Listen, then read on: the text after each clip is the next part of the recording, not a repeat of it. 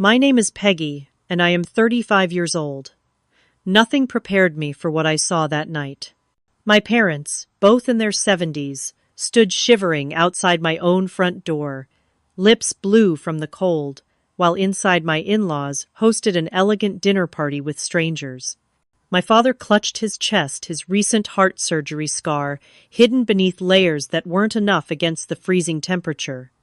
My mother could barely stand her arthritis worsened by the cold. What happened next changed everything for all of us. Before I continue, let me know where you are watching from. Please like and subscribe to hear how I made sure they would never hurt my family again. Growing up, my parents gave me everything they possibly could, despite our modest means.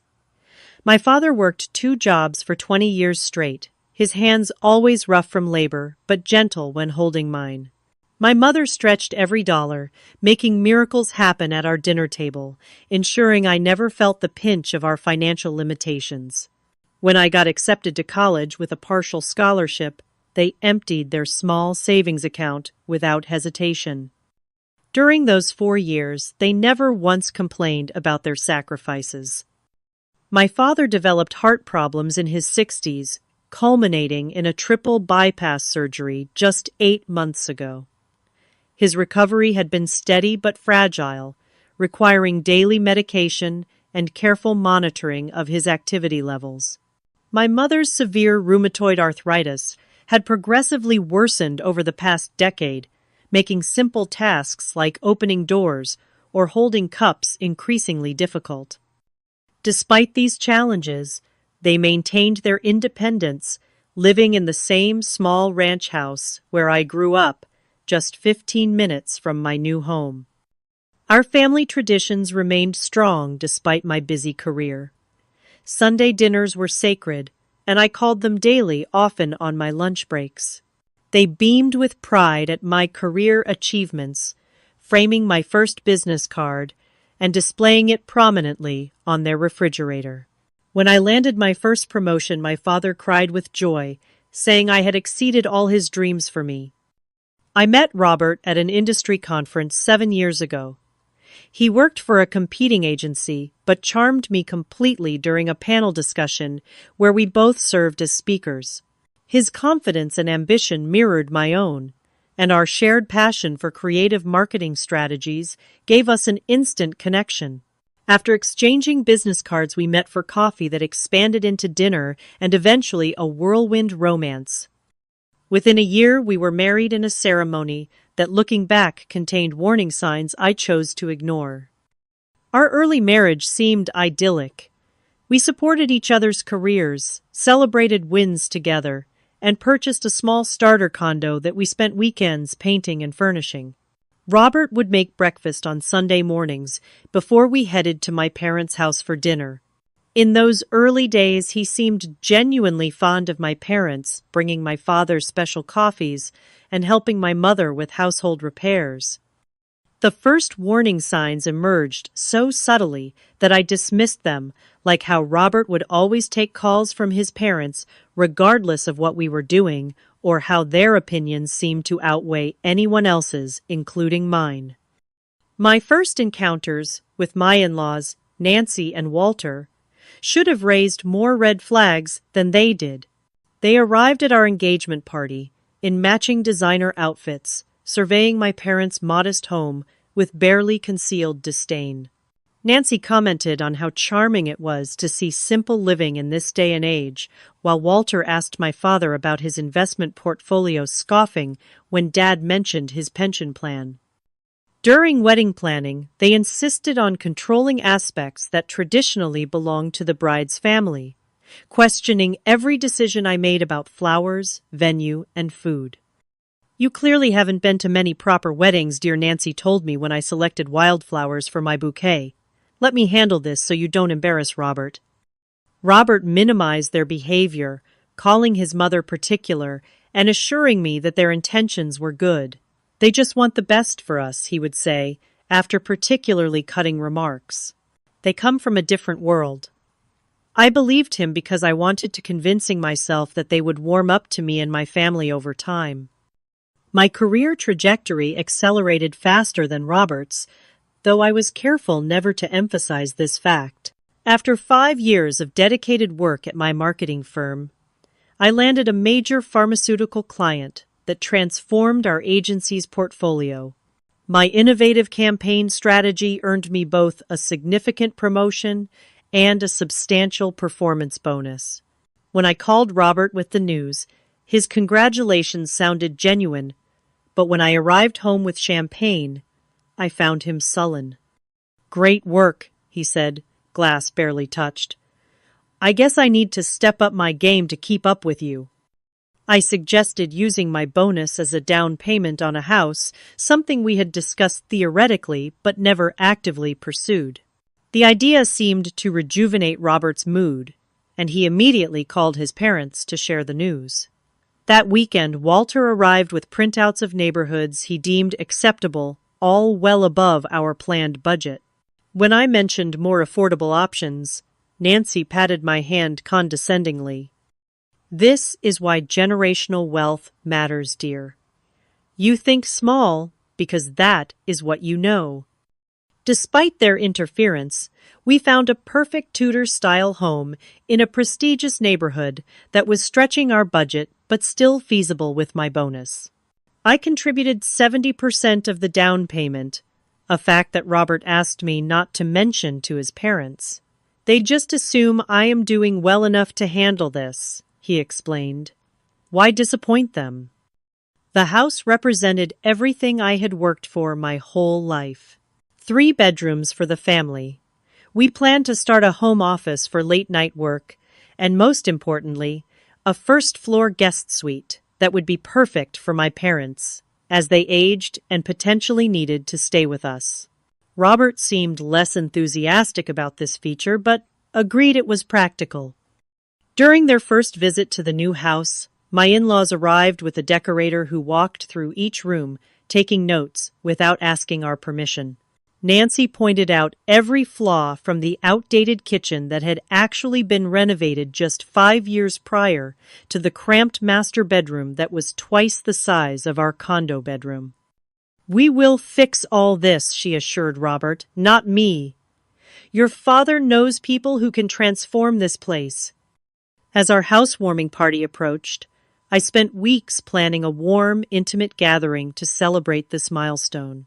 I carefully selected food that my father could eat with his dietary restrictions and arranged seating to accommodate my mother's need to elevate her legs periodically. The guest list included our closest friends, my colleagues, who had supported my career growth, and of course both sets of parents. 3 days before the party, Robert casually mentioned that his mother had invited a few family friends to join.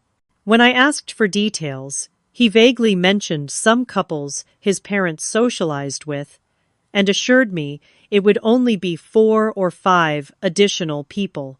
I compromised, wanting harmony more than control, but a growing uneasiness settled in my stomach as the day approached.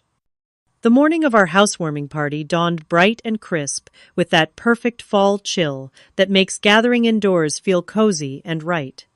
I woke early, excitement bubbling as I prepared to showcase our new home. Robert seemed distracted during breakfast, checking his phone repeatedly and responding with one-word answers to my questions about picking up the catering order. My parents texted, he finally said, as I loaded the dishwasher. "They are running early and might get here before the official start time. That okay?" The party was scheduled for 6 in the evening, allowing time for my parents to rest after their afternoon medications and still get home at a reasonable hour. It was currently only 10 in the morning. "How early are we talking?" I asked, trying to keep my tone light. "Maybe around 3. They want to help set up." I bit back my initial response, reminding myself that help could be welcome with so much to do. I had planned to pick up my parents at 5:30, giving us time to get them comfortably settled before other guests arrived. "That should be fine," I replied mentally, adjusting my timeline. "Just remind them that my parents will need the accessibility accommodations we discussed." Robert nodded absently, already typing a response to another incoming message. At precisely 12:45, while I was arranging a vegetable platter, the doorbell rang. I opened the front door to find Nancy and Walter standing there impeccably, dressed in clothing far too formal for a casual housewarming. Behind them stood 6 couples, all appearing equally overdressed, holding wrapped gifts and bottles of wine. "Surprise!" Nancy exclaimed, stepping past me without waiting for an invitation. "We thought we would make a day of it. Everyone was so excited to see Robert's new home." I stood frozen as this parade of strangers filed into my house, Nancy making introductions. I immediately forgot as I searched the group for Robert. He emerged from our bedroom looking suspiciously well-dressed himself, greeting his parents with enthusiasm that suggested this early arrival was no surprise to him. "Darling," I whispered, when I could finally pull him aside. "What is happening?" "Just a slight change of plans," he replied, straightening his tie. "Mother thought it would be nice to have a proper luncheon before the evening gathering. These are important people in my parents' circle."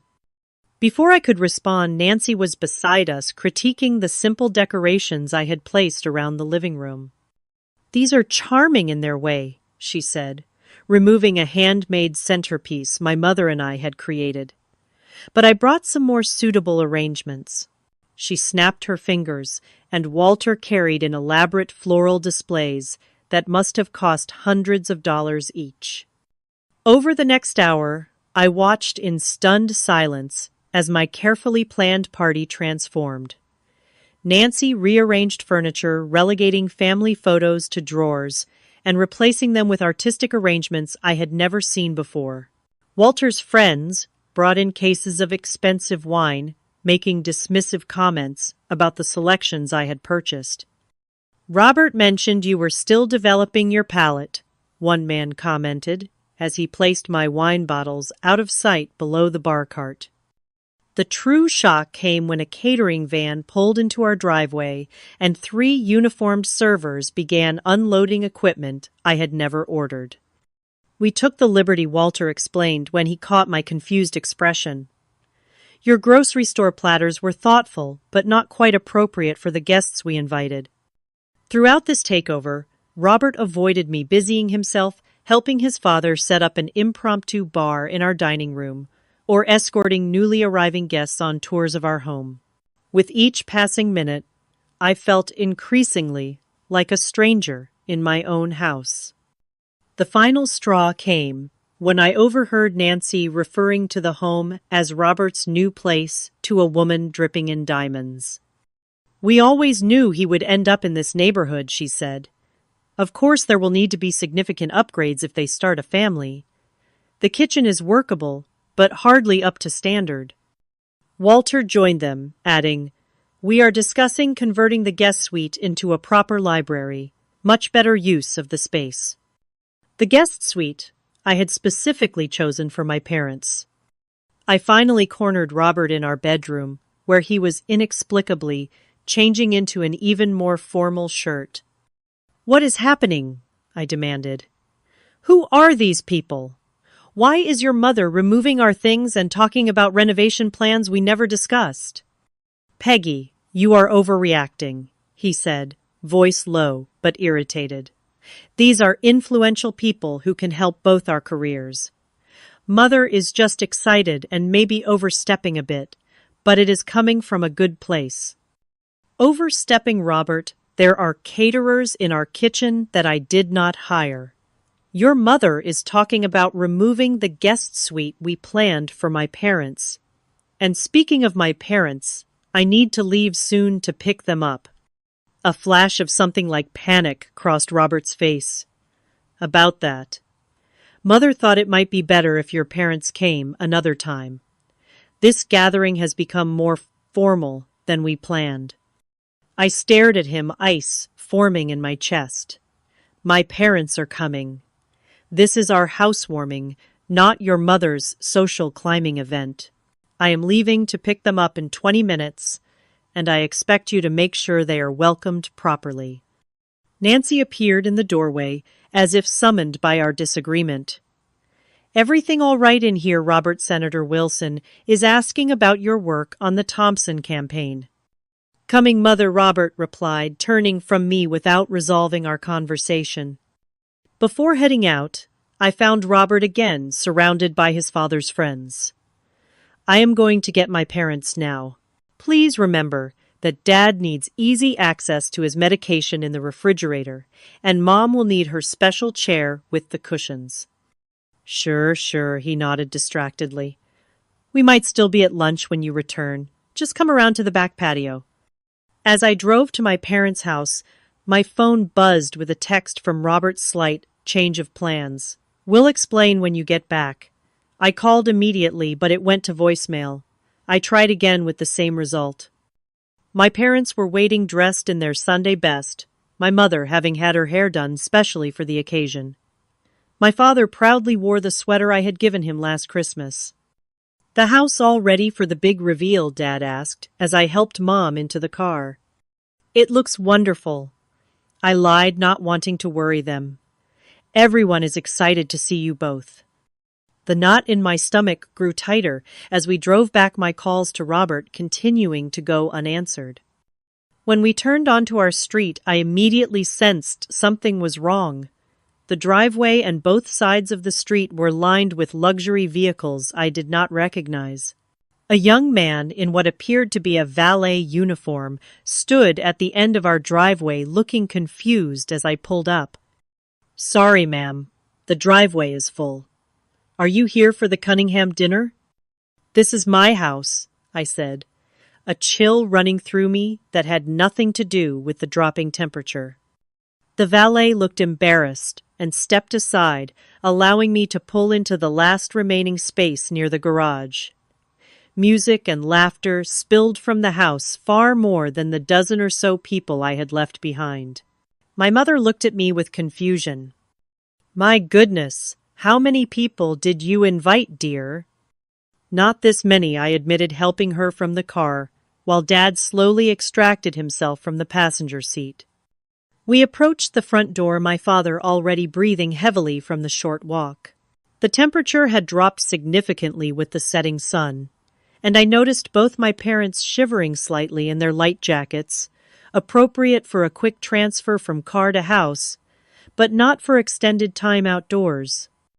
I rang the doorbell, hearing its chime echo inside, but no one came to answer. I rang again, then knocked firmly, watching through the beveled glass as figures moved past the entryway, clearly hearing but ignoring our presence. "Maybe they can not hear over the music," my mother suggested, pulling her jacket tighter. I knocked harder, then tried my key in the lock, only to discover it no longer worked. The realization hit me like a physical blow. Someone had changed the locks to my own home. "Let me call Robert," I said, trying to keep the panic from my voice as I dialed his number again. Straight to voicemail. I sent a text. "We are outside. The door is locked, and my key is not working. Dad needs to come in now." No response. 5 minutes passed. Then 10. My father, whose color had been good earlier, now looked pale, and I noticed him pressing his hand to his chest in that way he did when trying to hide discomfort. "Dad, are you okay?" I asked, moving to his side. "Just a little winded," he said, but I could hear the strain in his voice. "Might need to sit down for a minute." My mother was visibly shivering now, her thin dress and jacket no match for the rapidly cooling evening. Her lips had taken on a bluish tinge that sent alarm bells ringing through my mind. "Let me try the back door," I said, helping my father to sit on the porch step before leading my mother around the side of the house. The back patio had been transformed into an extension of the party, with heat lamps warming elegantly dressed guests who sipped champagne under string lights I had never seen before. Through the large kitchen windows, I could see servers in formal attire arranging food on platters. There was no sign of Robert, but Nancy stood holding court near the grill, gesturing dramatically as her audience laughed on cue. I knocked on the back door. A server approached, looking annoyed at the interruption. "The entrance is around front," he said curtly. "This is a private event." "This is my house," I said, my voice rising. "My parents are freezing outside, and my father has a heart condition. Please, open the door." The server looked uncertain, glancing over his shoulder toward Nancy. She noticed the commotion and approached, her face darkening when she saw me. "Peggy," she said through the glass, making no move to open the door. "I thought Robert explained we had to make some adjustments to the guest list. This is an important dinner for Walter's business associates." "Nancy, open the door right now," I demanded. "My parents are outside. It is freezing, and my father needs his medication from the refrigerator." "This is really not a good time," she replied, having the audacity to look put out. "Perhaps you could take your parents for dinner somewhere and come back later. We should be wrapped up by 11. I stared at her in disbelief, unable to process the level of cruelty I was witnessing. Through the window, I caught a glimpse of Robert, drink in hand, laughing with a group of men in the living room, completely oblivious to our situation. When I returned to the front, I found my father sitting on the step, his breathing labored, while my mother tried to rub warmth into his hands. A woman from the neighboring house approached cautiously, carrying a blanket. "Is everything all right?" she asked. "I noticed you have been out here for a while." "We are locked out," I explained gratefully, accepting the blanket and wrapping it around my mother's shoulders. "My father needs his heart medication that is inside." My father tried to wave off my concern, always one to avoid making a scene, but I could see he was in genuine distress. His medication was in the refrigerator, where I had placed it specifically so it would be accessible during the party. Desperation mounting, I circled the house, looking for any point of entry. At the far side, I spotted a small basement window that was slightly ajar. It would be a tight fit, but I had no choice. "I will be right back." I promised my parents, moving to the window and pushing it fully open. I squeezed through the opening, scraping my arm painfully on the rough frame and tearing my shirt in the process. I landed awkwardly on the basement floor pane, shooting through my ankle, but I ignored it, racing up the stairs to the main floor. I emerged from the basement into a house I barely recognized. The cozy, welcoming space I had carefully designed had been transformed into something resembling a high-end restaurant. Our furniture had been rearranged or replaced entirely with rented pieces. Servers circulated with trays of appetizers, and a bartender mixed drinks at a portable bar set up in our dining room. Without stopping to process this surreal scene, I rushed to the front door, unlocking it and throwing it open to bring my parents inside. My father's face was now alarmingly gray, and my mother could not stop shivering. I helped them both to the sofa, which had been pushed against the wall, to make room for cocktail tables. "I will get your medicine, Dad," I said, hurrying to the kitchen where I found my refrigerator filled with unfamiliar food and serving platters.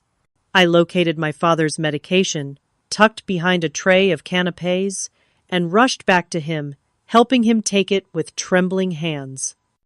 As I tended to my parents, I became aware of the party falling silent around us, guests staring at our small, huddled group with expressions ranging from curiosity to discomfort. Nancy approached, her face tight with barely controlled anger. "What is the meaning of this intrusion?" she hissed low enough that only I could hear. "We have the governor's assistant here tonight." Intrusion. I stood to face her, my voice steadier than I felt. "This is my house, Nancy. My house that I paid for. You locked my parents out in freezing temperatures. My father has a heart condition. Do you understand that?" "There was clearly a miscommunication," she said dismissively. "Robert mentioned you might bring your parents by, but we assumed later after dinner. This is hardly appropriate timing." "Appropriate timing.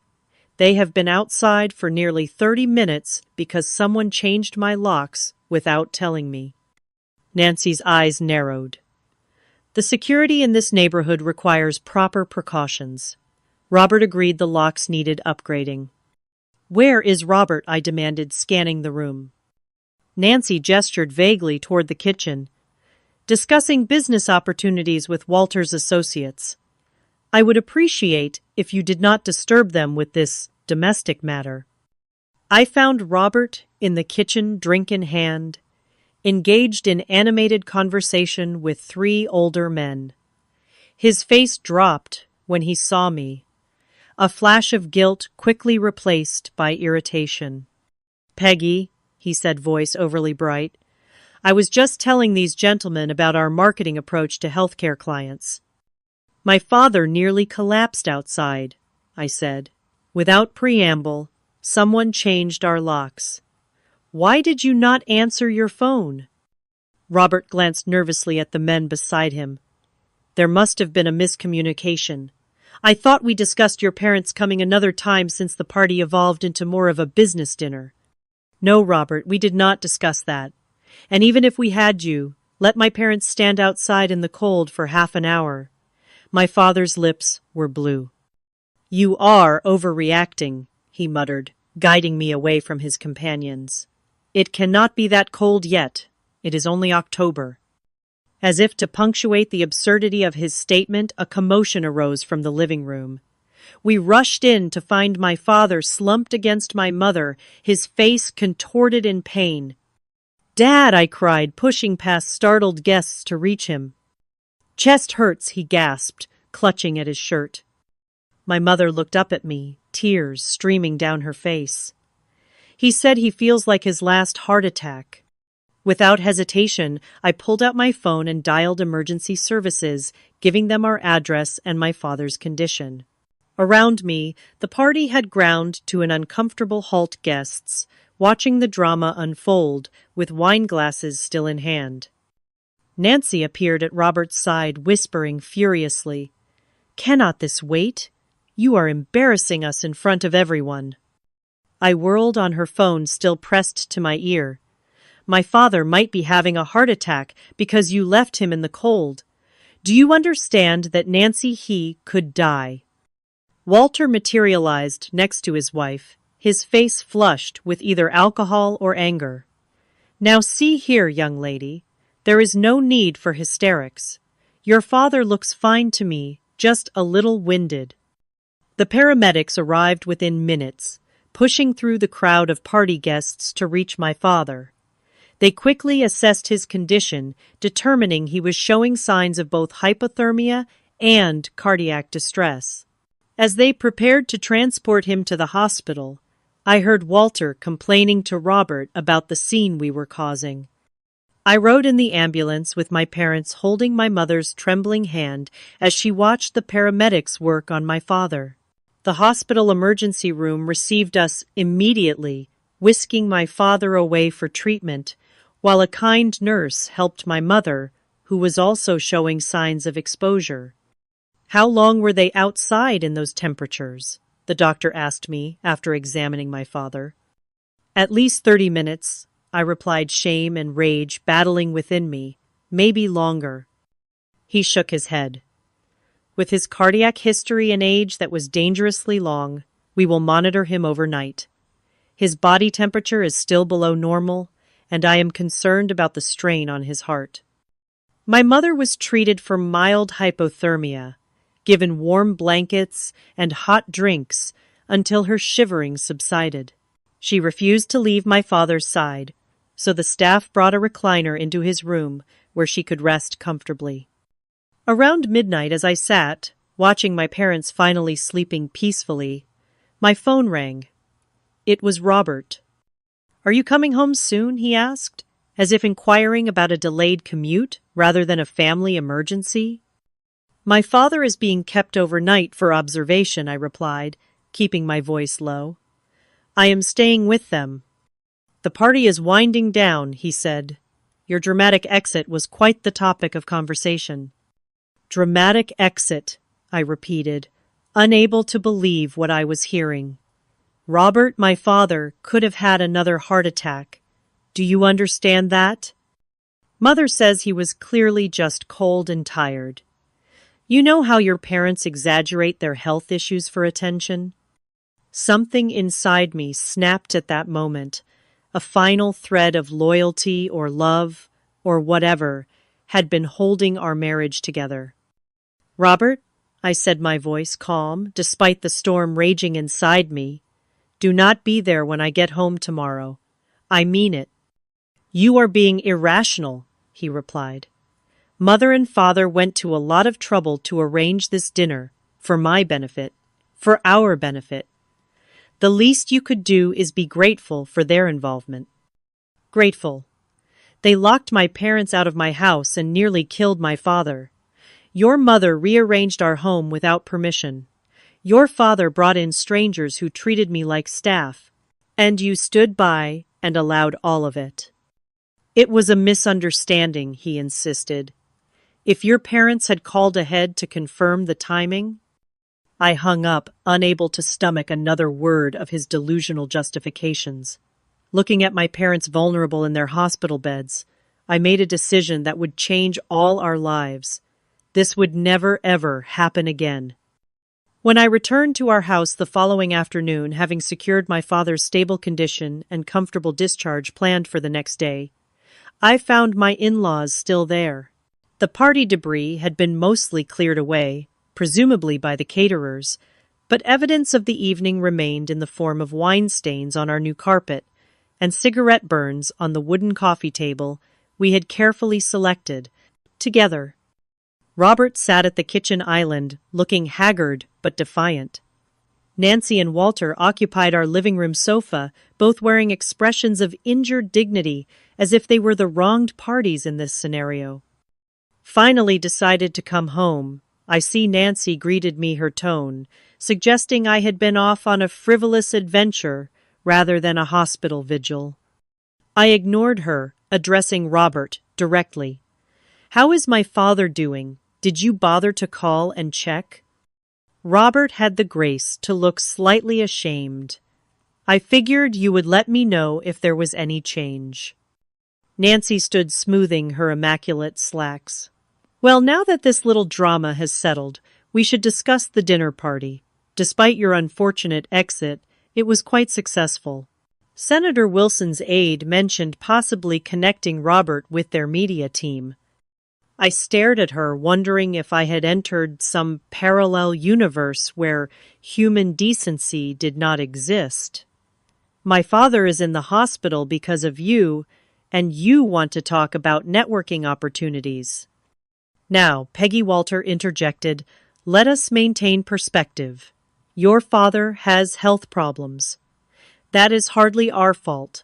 If anything, you should have considered his condition before bringing him to an evening event. An evening event at my own house. That I specifically planned with his needs in mind before you hijacked it completely. We did not hijack anything, Nancy said, with an imperious wave of her hand. We simply elevated a simple gathering into something beneficial. Robert agreed with our adjustments. I turned to my husband. Is that true? Did you agree to change the locks without telling me? Robert shifted uncomfortably. Mother thought our security needed upgrading. I was going to give you the new keys, but with all the preparations, it slipped my mind. And the caterers, the valet, the 40 strangers in our living room. I may have mentioned to Mother that we were having a small housewarming, he admitted. She offered to help make it special. Special, I repeated, incredulity rising. Robert, they took over our home, removed our personal items, and treated my parents like unwelcome intruders. How is any of that special? Nancy made a dismissive sound. Your sentimentality is charming, but impractical, dear. This house has potential to be a proper entertaining space. Those little crafts and family photos are lovely for private areas, but not for public rooms. Public rooms. This is a private home, Nancy. Our home. Of course it is, dear, she replied condescendingly. But Robert has always understood the importance of maintaining certain standards. His father and I have a wide social circle that can be tremendously advantageous to both of you. Did you know they were planning this? I asked Robert directly. He would not meet my eyes. Mother mentioned possibly hosting their annual dinner here since we have more space now. I did not realize it would be last night. When did you know? When did you realize what they were planning? Robert hesitated. When they arrived early with the first guests, but by then, everything was already in motion. And you did not think to call me, to warn me that our housewarming had turned into your parents' networking event. I knew you would be upset, he said, as if that explained everything. The magnitude of his betrayal washed over me in waves. Not just the party, but the fundamental misalignment of our values and priorities. Who was this man who could leave his in-laws shivering in the cold while he schmoozed with strangers, who valued his parents' social climbing over basic human decency? I am going to pack a bag, I said quietly. I cannot stay here tonight. Do not be dramatic, Peggy Nancy interjected. Every marriage has adjustments. Robert is simply balancing family obligations. Family obligations. I turned to her, no longer bothering to hide my contempt. Is that what you call endangering my father's life? Humiliating my mother? Taking over our home without permission? We did you a favor, Walter said, his voice hard. This house was clearly beyond your experience level. Robert mentioned how you insisted on handling the decorating yourself, despite our offers to bring in professionals. As I headed upstairs to pack, I heard Nancy's stage whisper to Robert. Perhaps this house was too ambitious for someone of her background. There is no shame in admitting one is out of their depth. I packed quickly, taking only essentials, aware of Robert watching from the doorway, but making no move to stop me. As I zipped my suitcase, he finally spoke. Where will you go? To check on my parents, then to Vanessa's, I replied, naming my closest friend. Do not call me unless it is an actual emergency. Nancy appeared behind Robert, her expression one of practiced concern. Running away never solved anything, dear. In my experience, young wives often get overwhelmed by the responsibilities of maintaining a proper home.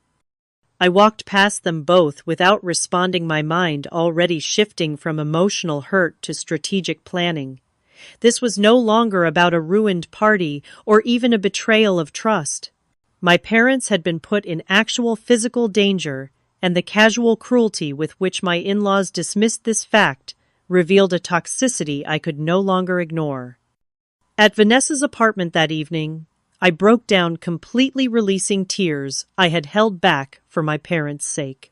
Between sobs, I explained the surreal sequence of events, watching her expression shift from confusion to horror. They changed your locks, she repeated, incredulous, without telling you, and left your parents outside.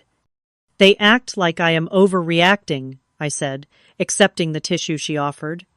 Like it was a simple miscommunication rather than deliberate exclusion. Vanessa, an attorney specializing in family law, shifted into professional mode. This is not just wrong, Peggy. It is potentially illegal. You paid for 70% of that house. They cannot lock you out or make modifications without your consent. The next day brought another layer of betrayal. Checking our joint accounts online, I discovered Robert had withdrawn a significant sum 3 days before the party, nearly $40,000, without discussion or notification. A call to our bank confirmed the withdrawal had been made in person with Robert, citing home improvements as the purpose. The same day, I found an email receipt in our shared cloud account for catering services, costing $22,000 charged to our joint credit card and addressed to Walter, not Robert or me. My colleague Olivia, who had become a close friend during my years at the marketing firm, connected me with her brother's financial advisory firm, You need to protect yourself, she insisted. If they will do this, who knows what else they might try. The financial advisor confirmed my fears. Robert's withdrawal had cleared out most of our liquid savings. The good news, he noted, is that your name is primary on the mortgage, since you provided the majority of the down payment. That gives you certain rights, regardless of what happens next. Over the next few days, as my father recovered, and I divided my time between the hospital and Vanessa's guest room, I discovered more evidence of my in-laws' plans. Robert's sister, with whom I had always maintained a cordial, if distant relationship, called unexpectedly. I heard about what happened, she said, sounding genuinely concerned. I am so sorry. They did the same thing to my husband and me 3 years ago. She explained that Nancy and Walter had a pattern of inserting themselves into their children's homes and relationships, typically after major purchases or life events. In her case, they had moved in temporarily after the birth of her first child and stayed for 8 months, gradually taking over every aspect of their household. They convinced James that I was too overwhelmed to make decisions, she said, referring to her husband. By the time they left, James and I were barely speaking, and I had no say in my own home. That conversation crystallized something I had sensed but not fully articulated. This was not a one-time boundary violation, but the beginning of a systematic takeover. The guest suite renovations Nancy had mentioned were not idle talk, but an actual plan likely to create space for extended stays or even partial residency in our home.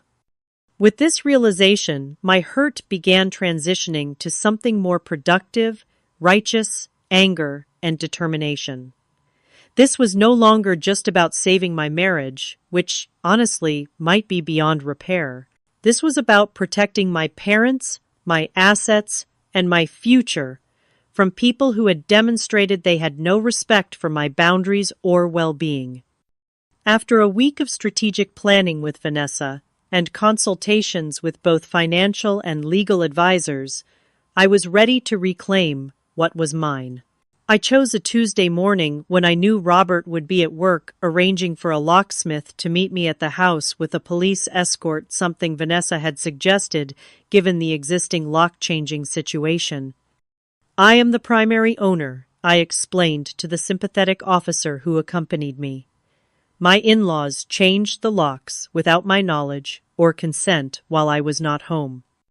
The locksmith made quick work of changing every lock and security code in the house. Inside, I discovered evidence that confirmed my suspicions. The guest room closet contained garment bags with Nancy's clothing, and the bathroom counter displayed her expensive skincare products, neatly arranged as if she planned an extended stay. More disturbing was what I found in Robert's home office. A folder labeled House Modifications contained quotes from contractors for major renovations, including completely repurposing the guest suite into a library divided by sitting room and plans to convert our home office into another guest room, presumably for visitors of their choosing. Most shocking was a partially completed change of address form for Walter and Nancy, listing our home as their new residence. According to dates on various documents, these plans had been in motion since shortly after we closed on the house, without a single word to me.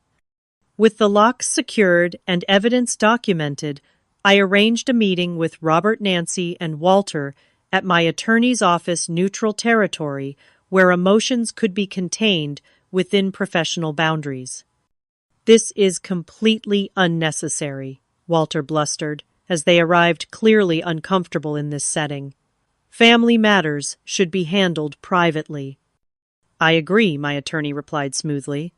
Unfortunately, when locks are changed without consent and significant sums are withdrawn without discussion, we move beyond family disagreement into potential legal territory. I had prepared a clear, factual presentation of what had occurred, from the takeover of our housewarming to the hospital bills for my father's care. As I spoke, Robert's expression shifted from defensive to uncertain, while his parents remained stone-faced. The $40,000 Robert withdrew has been partially accounted for through payments to caterers and event staff, I concluded. The remaining funds must be returned to our joint account within 48 hours, or we will proceed with formal legal action. This is absurd, Nancy interrupted. Robert was simply securing funds for necessary improvements to the property, improvements that would increase its value substantially. Improvements never discussed with or approved by the primary mortgage holder, my attorney pointed out. And as for the events of that evening, we have medical documentation of the harm caused to Peggy's father, which could potentially constitute a case for elder endangerment. That phrase landed like a bomb in the room. Elder endangerment carried serious legal and social consequences, particularly for people like Nancy and Walter, who valued their community standing above all else. There was no endangerment, Walter protested. It was a cool evening, not the dead of winter.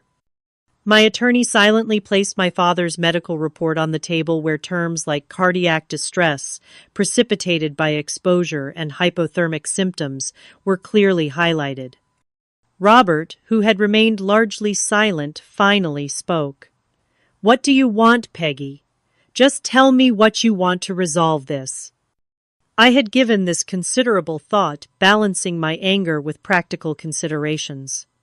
First, the complete return of all funds withdrawn without mutual consent. Second, written agreement that no modifications will be made to our property without documented approval from both of us. Third, your parents will not have unsupervised access to our home under any circumstances, and any visits must be agreed upon in advance. Fourth, payment of all medical expenses incurred as a result of that night. "This is extortion," Nancy hissed. "This is accountability," I corrected. "And it is non-negotiable." To everyone's surprise, including possibly his own, Robert sided with me. "We will return the money," he said quietly, "and cover the medical bills, of course." The shift in Robert's position clearly shocked his parents. Walter's face flushed dark red while Nancy went completely pale. "Robert, you cannot possibly be considering these ridiculous demands," she said, her voice rising. "After everything we have done for you, the connections we have provided." "You left her parents in the cold," Mother Robert replied, sounding tired. "Her father could have died. How would that have looked for your precious connections?" That meeting marked a turning point, not just in my strategy, but in Robert himself. In the days that followed, as funds were returned and agreements formalized, he began individual counseling at my insistence. The therapist, specializing in family dynamics, helped him recognize patterns of manipulation that had defined his relationship with his parents since childhood. They controlled everything he told me during one of our carefully neutral coffee meetings to discuss logistics, my schools, my friends, my career path. Anything that deviated from their vision was met with withdrawal of love and approval. I never realized how deep it went until Dr. Harrison started asking about my earliest memories of making choices. While this insight helped explain his behavior, it did not excuse it. Trust once shattered cannot be instantly restored through explanation. I maintained my separate living arrangement at Vanessa's while considering my options. The most satisfying aspect of the resolution came in the form of social and community consequences for Nancy and Walter.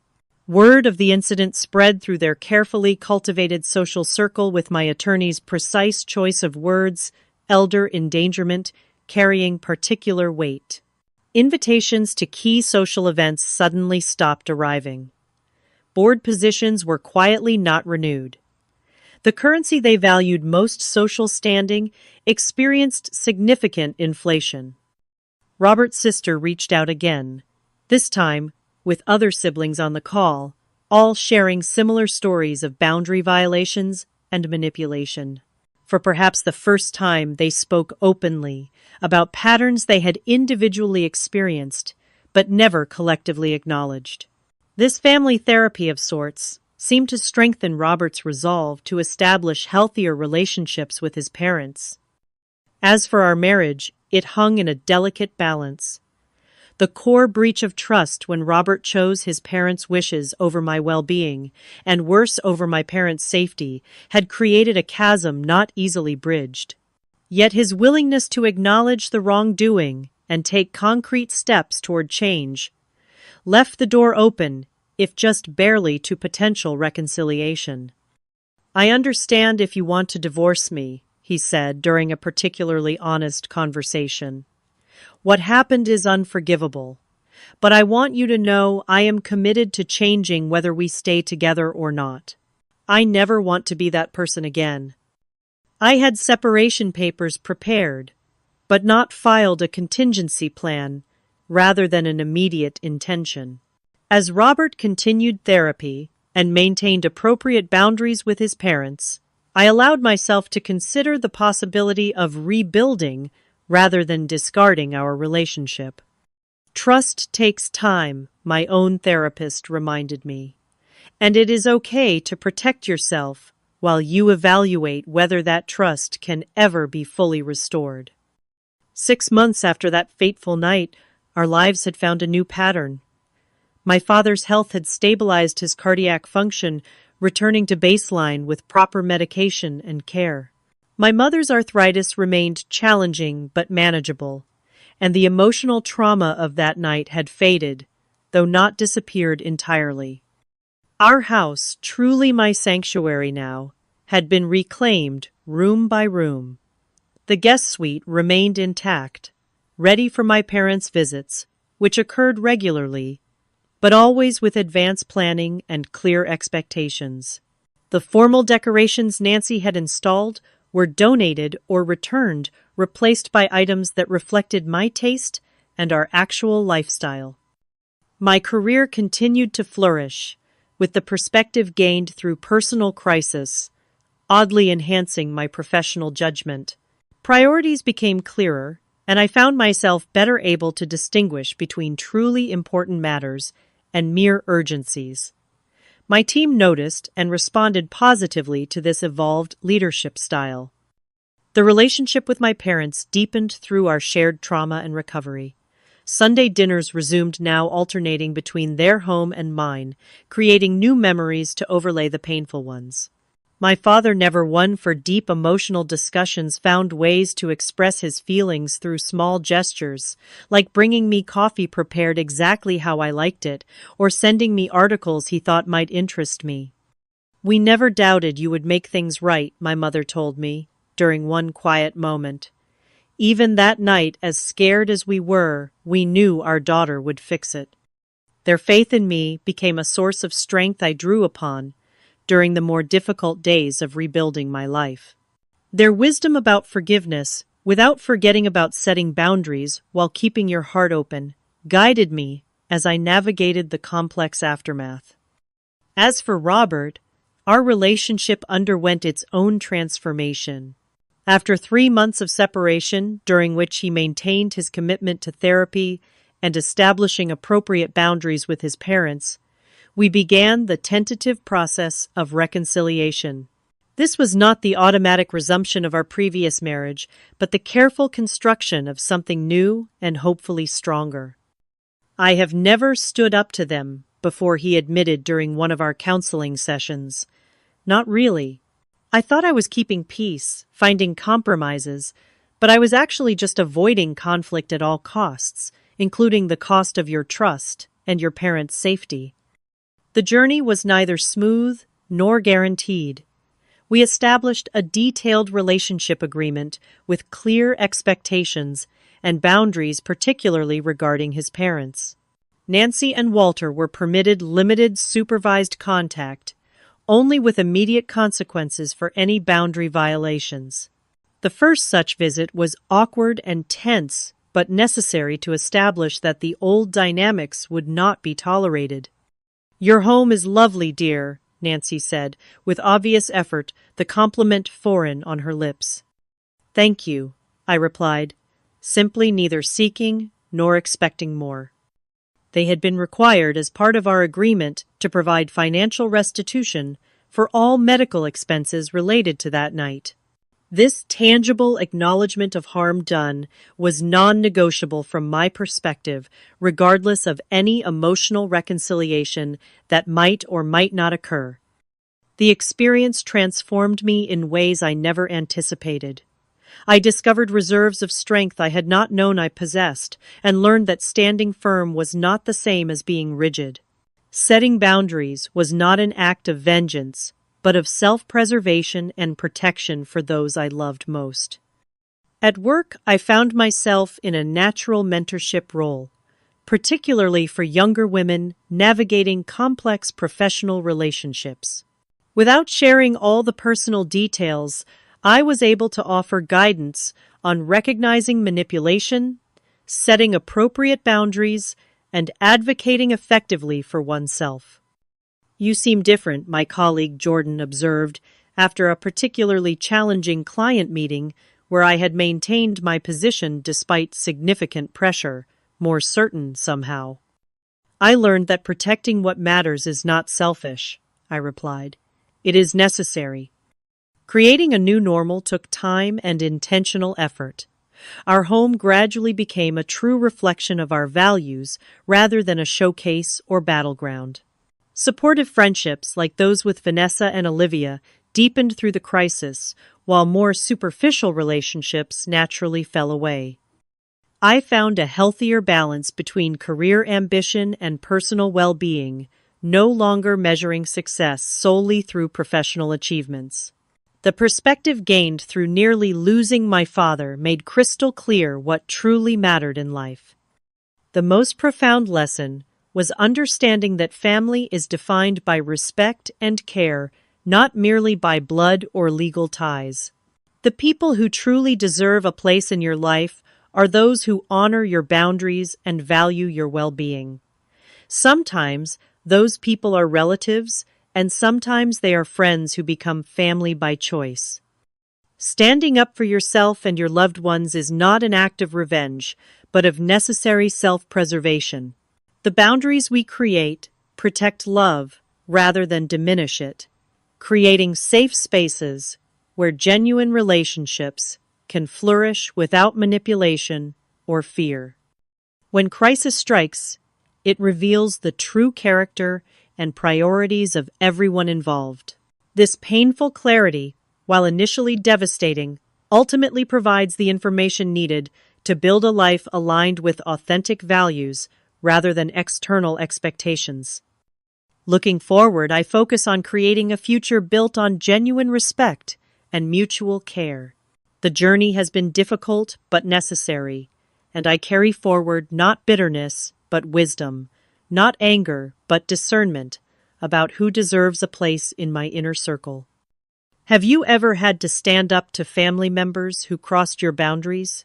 What did you learn from the experience? I would love to hear your stories in the comments below. If this resonated with you, please like and subscribe to my channel for more real-life experiences and lessons learned. And remember, sharing these stories helps others recognize and address similar situations in their own lives. Thank you for being here with me through this journey. Stay strong, set healthy boundaries, and protect what truly matters.